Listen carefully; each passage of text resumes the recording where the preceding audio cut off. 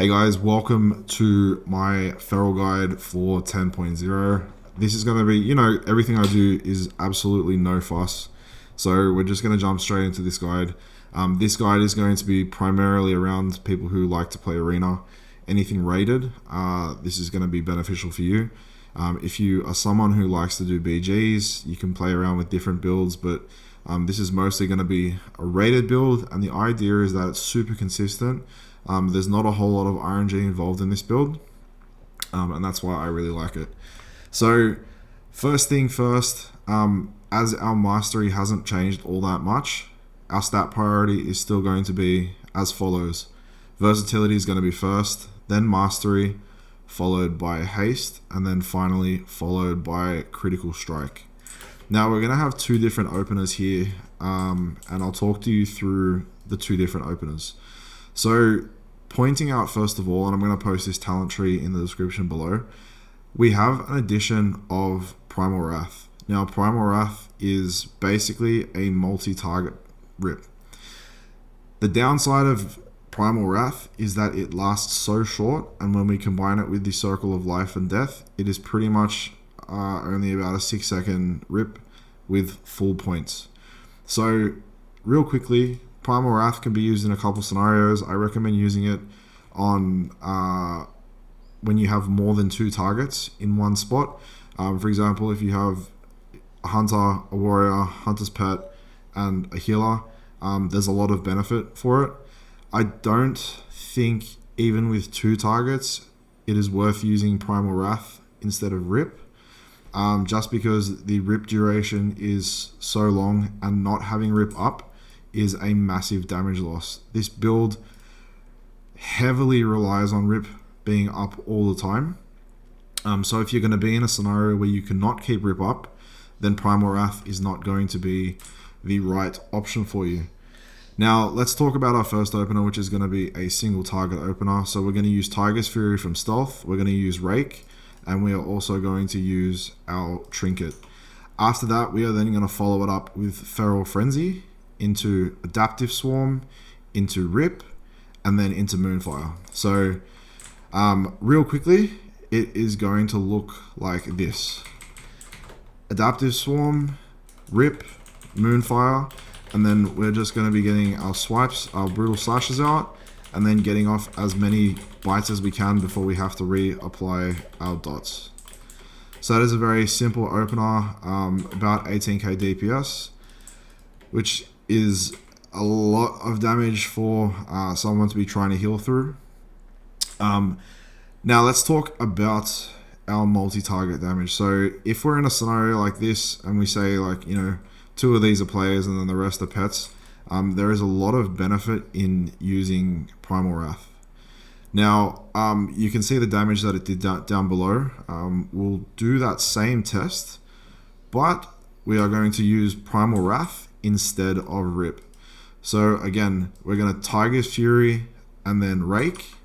We are going to use Adaptive Swarm. We're then going to use Primal, and then we're just going to start swiping. So you can see how much damage this is putting out. It is an unbelievable amount of damage, but you also saw how quickly it dropped off. Now again, there's very niche scenarios where Primal Wrath is going to take priority over Rip. It is a good talent, but I think to me it is a little bit more of a BG talent, or when you're versing a lot of pets, or stacked up enemies where you don't require CC. So it does look like a really good talent on paper. I just don't think in practice it is going to be all that useful. Now I'm talking about a few key pointers in this build. We've got our Dreadful Bleeding, Rip damage increased by 20%. We then have Rip and Tear. Applying Rip to a target also applies a Tear that deals 12% of the new Rip's damage over 6 seconds. We have Soul of the Forest, so once you use Rip, it's going to get increased damage. Then Circle of Life and Death, where the damage deals its damage 25% faster, combined with Bloodtalons, where your Rip's increased by 25%, with Adaptive Swarm. There are just so many modifiers that actually hit rip with this build. And it, again, guys, I can't say this enough. If you're not having 100% uptime on rip, you are doing it wrong. So make that your main priority. Even if it's a 1 point and you need to keep it up, just use 1 point. Get your builders going. It is worth doing. Keep it up for as long as you can. Once you guys have hit level 70, if you're not already, make sure you're getting your full PvP gear. You can pretty much get mastery and verse on most pieces, and then on your off pieces you can get haste and verse. If you're someone who likes a little bit extra crit, you could always run with leader of the pack. That is a really good substitute, so you can still get haste on your gear. Which brings me to my next point, where we are going to talk about some of the PvP talents. Now, in this specific build that I'm playing, I have improved Stampeding Roar, which reduces the where is it? Somewhere down here. Reduces the cooldown by 60 seconds, which brings Stampeding Roar down to a 1 minute, basically burst of strength for your team.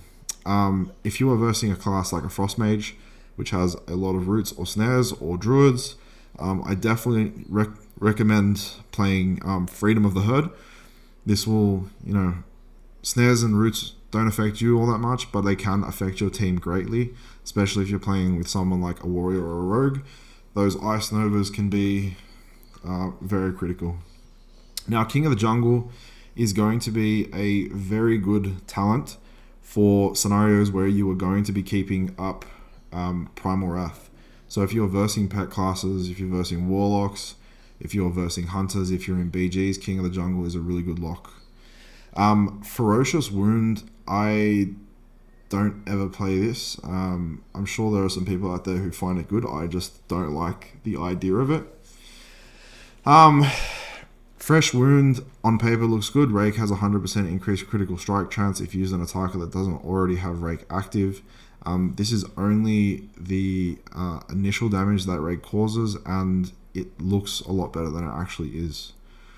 Savage Momentum can be really good when you are versing classes that you're going to be kicking constantly, like that you're not going to be missing kicks on. For example, Warlocks who are casting mighty long Chaos Bolts. There's a lot of benefit in taking Savage Momentum. You're going to get your Dash, Survival Instincts, and Tiger's Fury back a lot quicker. Now, Strength of the Wild was one of the best talents previously. It is still okay. I find myself picking this less and less now that it has been nerfed. It was probably the most broken talent in the game, so, kind of fair. Leader of the Pack, I have been playing with this quite a lot recently. Everyone gets benefit from crit, even we get benefit from crit. We obviously just get more benefit from other stats, but crit is still a good stat. High Winds, Cyclone leaves the target reeling, reducing their damage and healing by 30% for 4 seconds. If I was going to spec Cyclone, so I'm not spec Cyclone in here, but if I wanted to take some points out and then run down the Cyclone path, I could take Cyclone. Now, Cyclone is something that you would take when there are really high burst scenarios and it's mostly focused towards your healer. You can use those for peels. You don't have to play it every game. There are going to be plenty of games where you don't get any Cyclones off. In a lot of games, trying to go for that Cyclone is a massive DPS loss. So you're really going to have to use your critical judgment to work out whether it is going to be beneficial for you to take Cyclone and, potentially lose a little bit of damage for doing so. Thorns, insta-pick against any melee. Always. It's just way too good. And then Wicked Claws. Infected Wounds can now stack up to 2 times and reduces 10% of all healing received by the target per stack. Really good talent unless you're playing with someone who already has some sort of healing reduction, like Rogue, Warrior, Hunter. Most melee classes have them, if not all. Actually, Demon Hunters don't. So this is pretty much you need to lock this in if you do not have a Mortal Strike on your team. If you do, however, you have a lot of freedom in the talents that you can play, and it is that's really just awesome. So, first things that you guys need to be focusing on is 1, get yourself all of your gear at least 1 out of 5 so that you can get the maximum PvP level. If you don't intend on PvEing at all, you do not need to level up the gear. You will automatically get the maximum PvP item level. After that, the next thing you need to be doing is just jumping in games, playing as many as arena skirmishes and as many BGs as you can to essentially just work out all the changes, work out what everyone else has.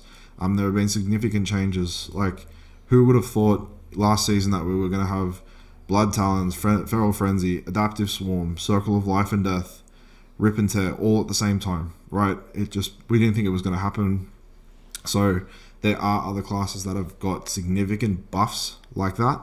So you just need to be aware of them, learn things inside out, and then, when week 3, when the season starts, you are going to be good to go. So guys, I'm very active on comments and stuff, so if you have any questions or anything like that, drop them below and I will answer them for you. Here to help. My character's name is Tryhard. I'm on Bartholus, which is an oceanic server, so feel free to reach out to me in game as well. Always happy to help you guys. Alright, thanks for watching. Yeah, if you want more videos like this, hit like, subscribe. Cheers, thanks for watching.